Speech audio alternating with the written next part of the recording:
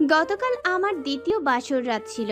সকালবেলা ঘুম থেকে উঠে ওয়াশরুমে গেলাম শাওয়ার নেওয়ার জন্য। ওয়াশরুম থেকে বের হয়ে দেখি আমার ননদ সোফায় বসে আছে আর বেড কভারের সোপ সোপ রক্তের দিকে তাকিয়ে আছে গালে হাত দিয়ে। ব্যাপারটা আমার কাছে কেমন যেন লাগলো। যাই হোক, আমি আমার ননদ ঐশীকে জিজ্ঞেস করলাম, তুমি আমার রুমে এত সকালবেলা কিছু কি বলবে? ঐশী আমার দিকে ভুরু কুঞ্চন করে তাকিয়ে বলল, ছোট ভাবি, এটা না তোমার দ্বিতীয় বাসর রাত ছিল? হ্যাঁ, এটা আমার দ্বিতীয় বাসর, কিন্তু তাতে কি হয়েছে? কোনো সমস্যা? ঐশী আমার কথার কোনো জবাব দিল না। ও ওয়াশরুমে চলে গেল। আমি ওর পিছু পিছু গেলাম। গিয়ে দেখি ঐশী আমার ভেজা কাপড় নাড়িয়ে চাড়িয়ে দেখছে। ব্যাপারটা আমার কাছে দৃষ্টিকটু লাগলো। ঐশী অবিবাহিত একটা মেয়ে, ওর থেকে এমন আচরণ আশা করা যায় না। আমি ঐশীকে জিজ্ঞেস করলাম, ঐশী, তুমি এগুলো কি করছো? আমার ভেজা কাপড় তুমি কি খুঁজে যাচ্ছ? আমি কিন্তু কিছুই বুঝতে পারছি না। আমি যা খুঁজছি সেটা পেয়ে গেছি। এবার আমি আসি, তুমি থাকো। ঐশীর অদ্ভুত ব্যবহারে আমি কিছুটা বিরক্ত বোধ করলাম। ইনসি, তুমি এত সকালবেলায় আমার রুমে কেন?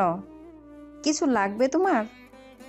না বড় ভাবি, আমার কিছুই লাগবে না, কিন্তু এখন আমি যা বলবো সেটা শুনে তুমি অজ্ঞান হবে।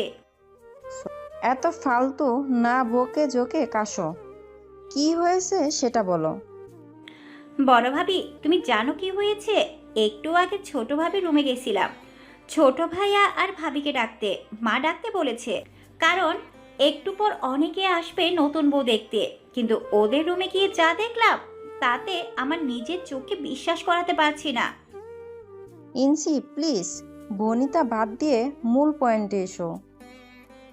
আরে বলছি, তুমি এত ধৈর্যহারা হচ্ছ কেন? আমাদের ছোট ভাবি এত আরও একটা বিয়ে ছিল, এটা ভাবি দ্বিতীয় বিয়ে, কিন্তু আমাদের ছোট ভাবি এখনো ভার্জিন। কি বলছো তুমি এসব?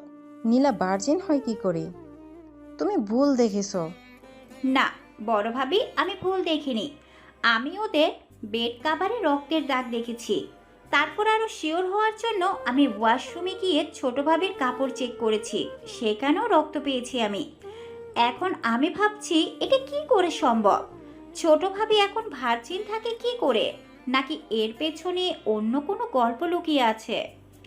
আমি কিন্তু বিশ্বাস করতে পারছি না। একটা মেয়ের বিয়ে হয়েছিল, 1.5 বছর সংসার করেছে, তবুও মেয়েটা ভার্জিন? ইম্পসিবল।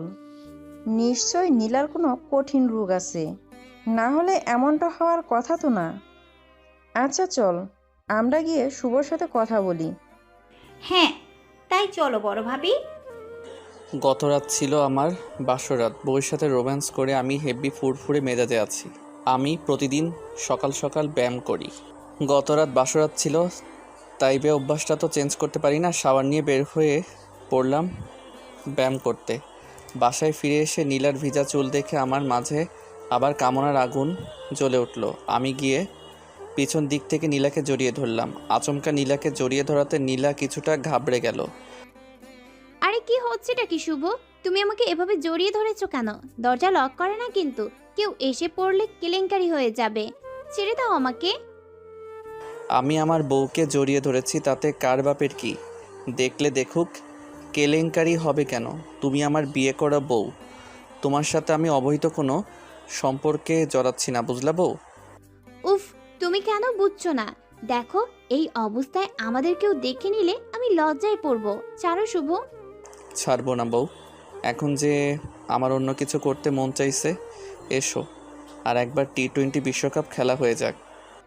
একদম না, এই মাত্র শাওয়ার নিয়ে এসেছি, আবার শাওয়ার নিতে পারবো না। জান, শুধু একবার। তোমাকে এমন অর্ধভেজা অবস্থায় দেখে আমার মাথা ঘুরে গেছে। তোমাকে নিয়ে আবার সুখের সাগরে ডুব দিতে মন চাইছে জান। দেখো শুভ, আমাদের বিয়ে হলো মাত্র কালকে। আমি তোমার থেকে পালিয়ে যাচ্ছি না। তাছাড়া বাড়ি ভর্তি মেহমান। এখন পাগলামি করো না। রাতের বেলা যত খুশি করো, আমি তোমাকে বাধা দিব না। ওকে, তোমার কথা রাখলাম জান। আমি নীলার ঘাড়ে নাক ঘষে কয়েকটা কিস করতে লাগলাম। ঠিক তখনই ঐশী আর বড় ভাবি আমাদের রুমে আসলো। আমি ওদের দুজনকে দেখে নীলাকে ছেড়ে দিলাম। ভাবি তার চোখ দুটো এক হাতে চেপে ধরে বলল, আমি কিন্তু কিছুই দেখিনি। আর রোম্যান্স করা বেশ ভালো কথা। দরজাটা তো লক করে নিবা। দরজা লক ছাড়া কি কেউ রোম্যান্স করে? তার আগে বলো তোমরা দুজন এত সকাল সকাল আমার রুমে কেন? কিছু বলবা? হ্যাঁ, ভালো ভাই। ভালোর জন্যই তো আসলাম তোমাদের কাছে। কিন্তু কথা আমি শুধু তোমাকে বলতে। শুভ, চলো আমার সাথে আমার রুমে। ওকে আমি আসছি, তোমরা যাও। কিন্তু ভাবি আমার কথা শুনলো না। সে আমার হাত ধরে টেনে নিয়ে আসলো তার রুমে। এরপর দরজা লক করে দিল। আরে ভাবি তুমি দরজা লক করছো কেন? কিছু বলবা? বলবো বলেই তো দরজা লক করলাম। আচ্ছা ভাই, তুমি কি লক্ষ্য করছো তোমার বউ ভার্জিন? আমি দেখেছি আমাদের বেড কভারে রুখতে সব দাগ, কিন্তু নীলা ভার্জিন হয় কি করে? নীলার তোমার সাথে দ্বিতীয় বিয়ে হয়েছে।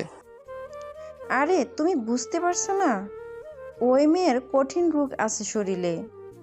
আমার মনে হয় তোমার বউয়ের এইচডি রোগ আছে।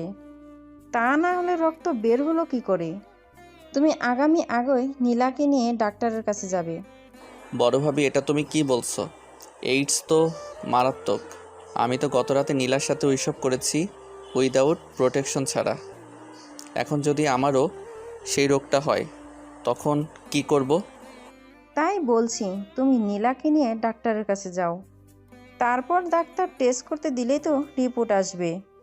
আসল ব্যাপারটা ঠিক কি। ওকে ভাবি, আমি আগামীকাল নীলাকে নিয়ে ডক্টরের কাছে যাব।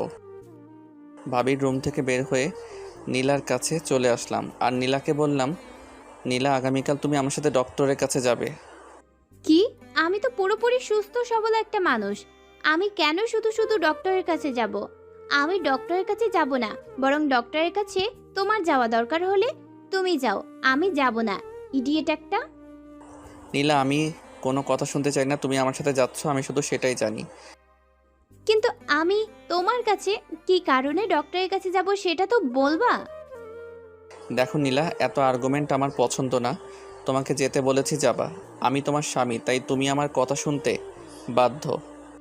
শুভ কথাটা বলে হনহন করে চলে গেল।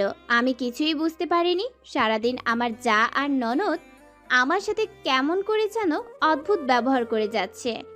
তাদের পাশে গিয়ে দাঁড়ালে তারা দূরে সরে যায়, আমাকে দেখলে নাক ছিটকায়। আমি তাদের জিজ্ঞেস করি, তোমরা দুজন আমার সাথে এমন ব্যবহার কেন করছো? ভাই, তুমি দূরে দূরে থাকো, আমাদের কাছে এসো না। তোমার চরিত্র নিয়ে আমাদের যথেষ্ট সন্দেহ আছে। যতক্ষণ না শের হচ্ছে তোমার কি হয়েছে, ততক্ষণ আমাদের কাছে আসবা না। আর শোনো, তোমাকে কোনো কাজ করতে হবে না। তুমি রুমে গিয়ে বসে থাকো। সব কাজ আমি আর ইঞ্চি সামলে নেব। এবার তুমি যাও। এমন ব্যবহারের মানে খুঁজে পেলাম না। তার উপর আমার চরিত্রের দিকে আঙুল তুলছে। এদের অদ্ভুত বলবো না তো কি করব। রাতের বেলা ডিনার শেষ করে ঘুমাতে আসলাম, কিন্তু শুভ আমার কাছে আসছে না। বেডের এক কোণে গুটিসুটি মেরে শুয়ে আছে। শুভ, আজ তুমি যে আমার কাছে আসছো না, কিন্তু কেন? গত রাতে তো কয়েকবার আদর করছো, আর আদর করতে আজ মন চাইছে না। আমি কি কোনো ভুল করেছি? হ্যাঁ তুমি ভুল করেছো, তবে কি ভুল করেছো সেটা এখন বলবো না।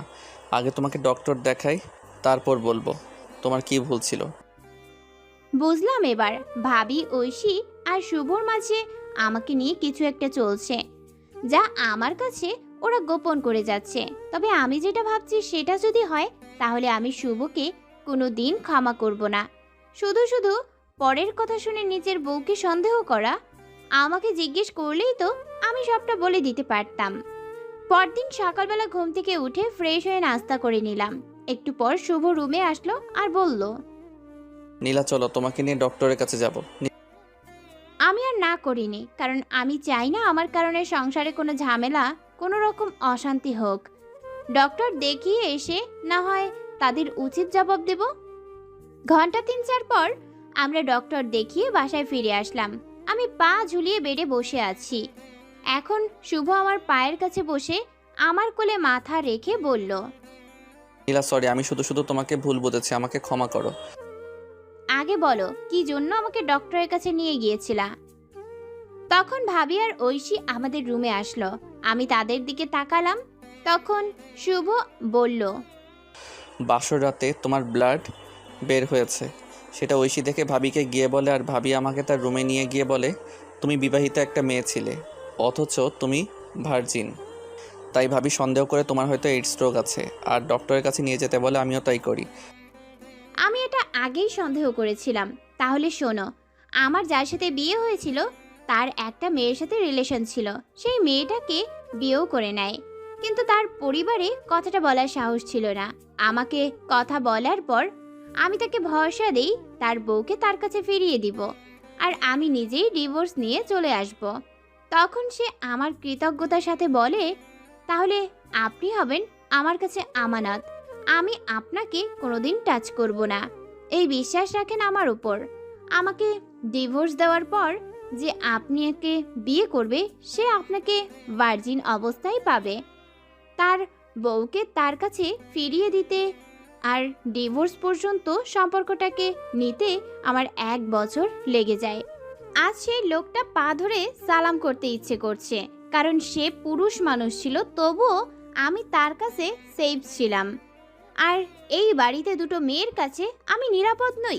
এই জন্যই বলে মেয়েরাই হলো মেয়ের শত্রু। আর শুভ, তুমিই বা কেমন স্বামী আমার? একটি বার তো আমাকে জিজ্ঞেস করতে পারতে ব্যাপারটা। সরি নীলা, আমি ভুল করেছি, অন্যের কথা শুনে ক্ষমা করো আমাকে, আর কোনো দিন এমন ভুল করব না। আমাদেরও ক্ষমা করে দিও। সরি। ভাবি আর ঐশী, তোমাদের আমি ক্ষমা করে দিয়েছি। এবার তোমরা যাও, আমি শুভর সাথে একা কথা বলবো। তারপর ঐশী আর ভাবি চলে গেল।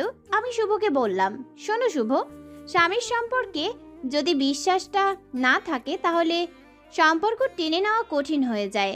আজ তুমি অন্যের কথা শুনে আমাকে সন্দেহ করে ডক্টরের কাছে নিয়ে গেলে, পরে আবার তুমি একই ভুল করবে। তুমি যদি আমাকে ন্যূনতম সম্মান করতে, তাহলে তুমি আজ আমার আত্মসম্মানে আঘাত করতে পারতে না।